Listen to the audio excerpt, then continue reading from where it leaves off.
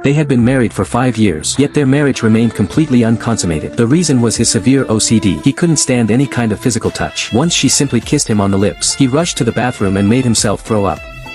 He later explained it was an involuntary physical reaction, but she was still deeply hurt. Then he got assigned to work in the UK, and they started a long-distance separation lasting a year. As their 5th anniversary approached, she decided to fly to England to surprise him. But outside the Edinburgh Medical Research Institute, she saw the man who hated being touched, kneeling to take off another man's soaked shoes and socks. "How can you still be such a child?" he said, "not knowing how to take care of yourself." Standing in the pouring rain clutching roses, soaked and frozen in place, she watched the stranger in a well-tailored suit, tilting his head close to chat with Liam intimately. It was a look of softness she had never seen on Liam's face. Liam smiled softly as the man spoke, his gaze fixed on the other man, never wavering. It took a long time for Liam to finally notice her in the rain. His smile faded slightly. He whispered something gently to the other man, then walked toward her with an umbrella. He asked what she was doing there. His tone carried a hint of annoyance at the interruption. She held out the bouquet of roses. Her smile felt strained and forced. She said, "Happy 5th anniversary, honey." Before he could take the flowers, the other man called out from the distance. He said, "The meeting is starting soon, Liam." Liam told her with a flat expression to come inside with him first. She stood frozen for a long moment, then finally followed Liam's steps. When she reached the unfamiliar man, he moved naturally to Liam's side. The two men walked ahead of her side by side, occasionally leaning close to exchange quiet words. She learned his name was Sean, and he was clearly very close to Liam. She tried several times to speak to Liam alone, but Sean kept interrupting them. Finally they reached the conference room door. That's when Sean finally looked at her, and suddenly spoke in Spanish. He said, "So this is the husband you have back home. Doesn't seem like a good match for you." Liam replied in the same language, saying matching isn't the point, being suitable is enough. They both assumed she didn't understand, not knowing she had studied the language 5 years ago, when she first pursued Liam after learning he liked it. After Sean entered the conference room first, Liam finally turned his attention to her, his tone still devoid of warmth. He told her to wait there while he attended the meeting. It sounded like he was talking to a stranger. Her throat felt dry and tight. After he also stepped into the conference room, the roses in her arms were beginning to wilt. Just like her relationship with Liam, she had forced it to last for 5 years all on her own, only to end up with nothing. She wiped the rain from her face, and threw the bouquet she couldn't give him into a non-recyclable trash bin nearby. She considered flying home immediately, but felt she should wait to talk things through. She just didn't expect the wait would last 2 full hours. Finally the meeting ended. She followed Liam back to his UK residence, a single apartment provided by the institute. Everything inside was spotless and perfectly organized. Liam brought her a new pair of slippers.